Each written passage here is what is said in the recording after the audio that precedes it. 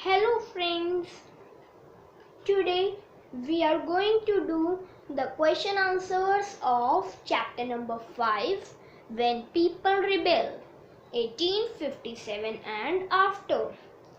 Question number 1. What was the demand of Rani Lakshmi Bai of Jhansi that was refused by the British?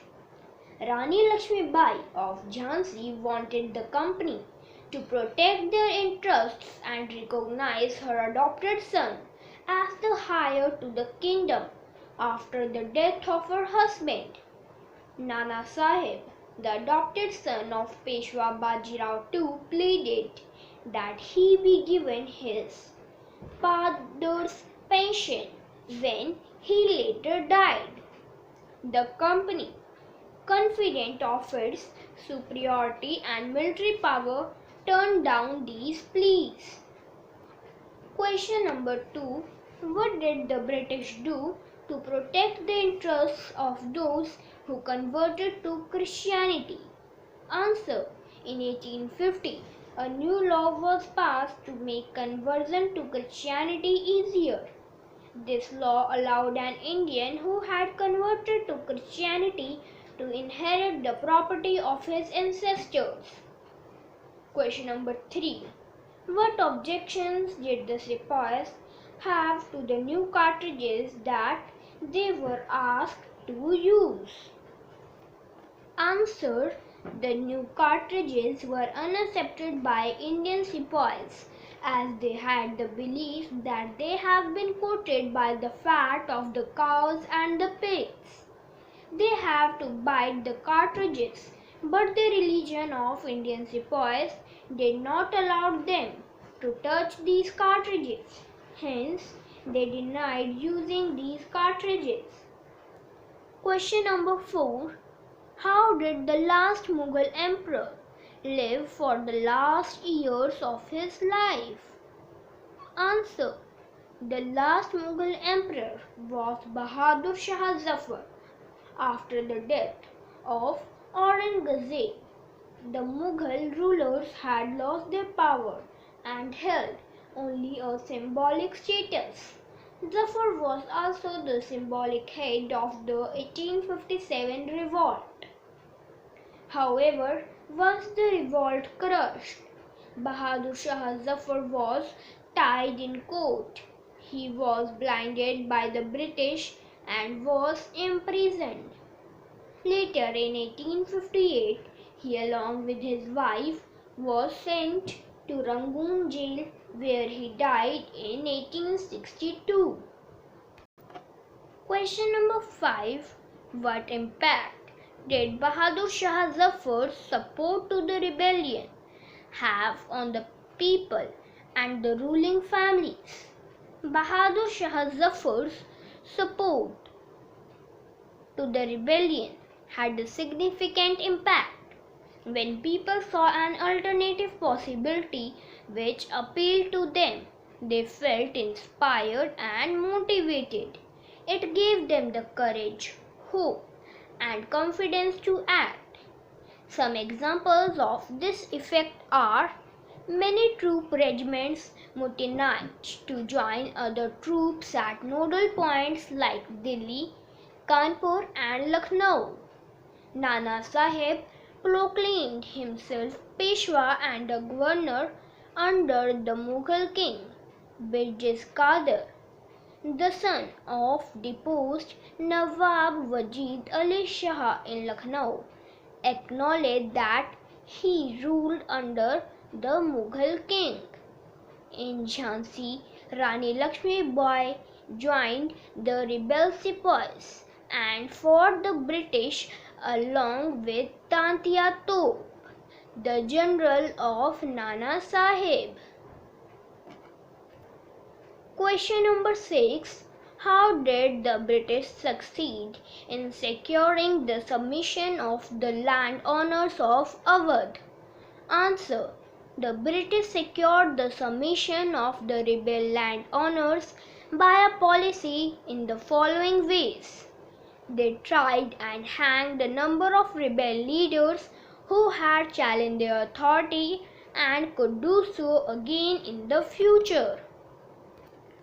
On the other hand, they tried their best to win back the loyalty of the people by announcing rewards for loyal landowners. They were assured that they would be allowed to continue to enjoy traditional rights over their lands. Question number 7. In what ways did the British change their policies as a result of the rebellion of 1857? Answer. Changes in the policies of the British after the suppression of the rebellion of 1857 were: the British Crown took over the control of administration, with the British Parliament passing an Act in 1858 under which the powers of the East India Company were transferred to the British Crown. They provided a sense of security to the local rulers by assuring them that their territories would never be annexed by the British in future. They abolished the doctrine of lapse so that rulers could pass on their kingdoms to adopted sons also. They recognized the army by reducing the proportion of Indian soldiers and increasing the proportion of European soldiers. Question number 8. How did the revolt of 1857 begin? Answer. Some sepoys of the regiment at Meerut refused to do the army drill using the new cartridges, which were suspected of being coated with the fat of cows and pigs. 85 sepoys were dismissed from service for disobeying their officers. This happened on 9 May 1857. The response of the other Indian soldiers in Meerut was quite extraordinary.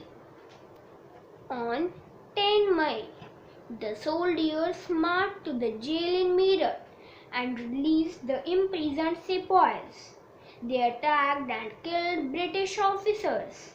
They captured guns and ammunition and set fire to the buildings and properties of the British and declared war on the Firangis.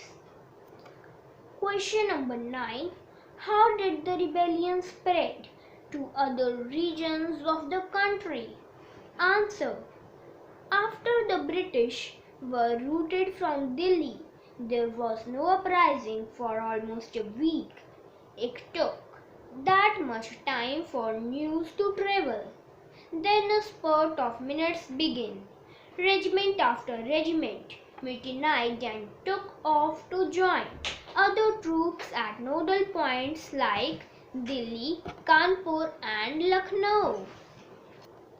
After then, the people of the town and villages also rose up in the rebellion and rallied around local leaders, zamindars and chiefs. Question number 10. What could be the reasons for the confidence of the British rulers about their position in India before May 1857? Answer. The traditional rulers were failed to develop independent leadership. They also failed to develop their social, economical and political affairs. They fought themselves and could not prevent a united front against the foreign rule. A section of people did not rise in revolt against the Britishers. Question number 11. Write a note on Company Fights Back, or how did the company suppress the revolt? Answer. It brought reinforcements from England, passed new laws so that rebel could be convicted with ease.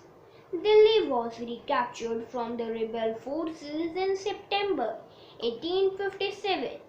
Bahadur Shah was tried in court and sentenced to life imprisonment. He died in the Rangoon jail in November 1862. Lucknow was taken in March 1858.